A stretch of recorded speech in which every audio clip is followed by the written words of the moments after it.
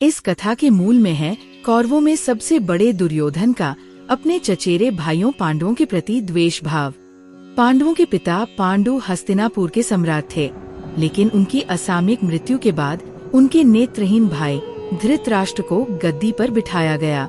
धृतराष्ट्र की सहायता के लिए पितामह भीष्म और पांडु धृतराष्ट्र के सौतेले भाई विदुर राजपाट का काम देखते थे। ये तय था कि पांडवों के बड़े होने पर उनमें सबसे बड़े युधिष्ठिर को राजा बनाया जाएगा, लेकिन दुर्योधन इस तथ्य से कभी सहमत नहीं था और उसे अपने पिता के बाद राजा बनना था। इसके लिए पांडवों को मारने की प्रवृत्ति से उसने अपने मामा शकुनी की सलाह पर कई योजनाएं और साजिशें रची। हालांकि पांडव हमेशा सकुशल रहे। समय के साथ दुर्योधन की घृणा, भय और असुरक्षा बढ़ती गई। उसके बुरे कृत्यों को उसके पिता धृतराष्ट्र की मौन स्वीकृति प्राप्त थी। कई बार विवाद और अन्य कारणों के चलते अंततः पांडवों ने एक अलग राज्य इंद्रप्रस्थ स्थापित कर लिया।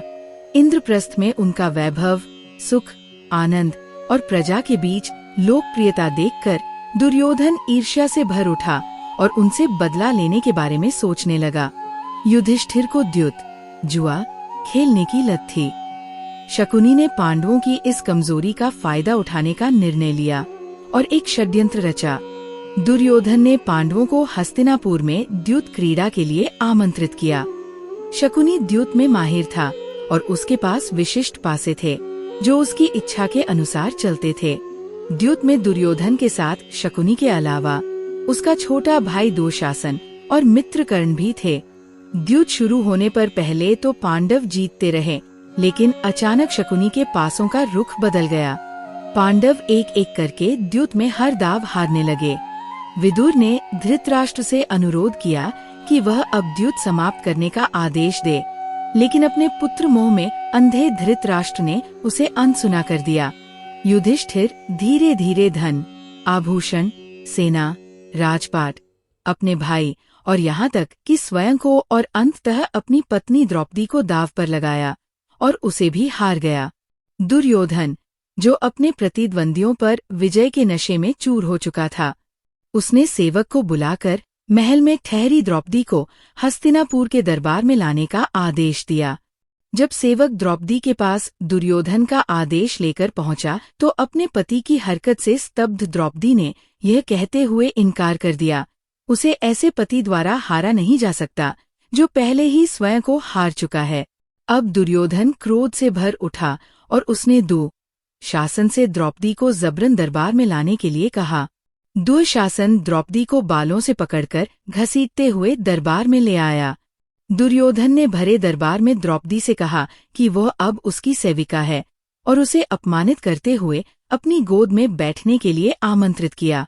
कर्ण भी 5 पतियों की पत्नी होने के कारण द्रौपदी के प्रति अपमानास्पद शब्द बोलने लगा। भीम, अर्जुन, नकुल और सहदेव अपनी पत्नी के अपमान से तिलमिला उठे, लेकिन अपने बड़े भाई के दबाव में चुप बैठे रहे।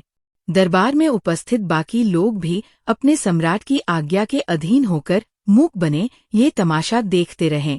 दरबार में भीष्म पितामह, द्रोणाचार्य, कृपाचार्य और कई अन्य विद्वान और योद्धा थे, लेकिन कोई भी द्रौपदी की ओर से बोल नहीं सका।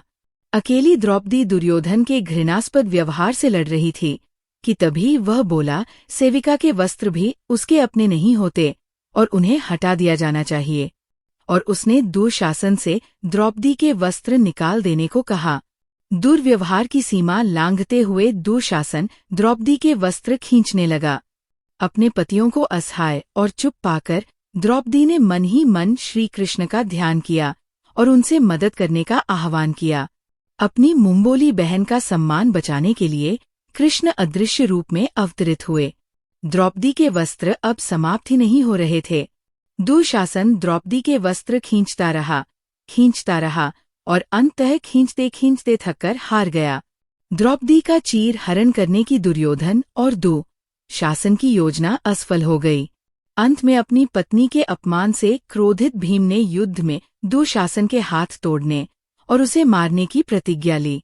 श्री कृष्ण की सहायता से संभली द्रौपदी ने भी प्रतिज्ञा ली कि वह तब तक अपने बाल नहीं बांधेगी जब तक उन्हें दुशासन के रक्त से धो नहीं लेगी। द्रौपदी के वस्त्र हरण ने महाभारत के युद्ध की नींव रख दी थी।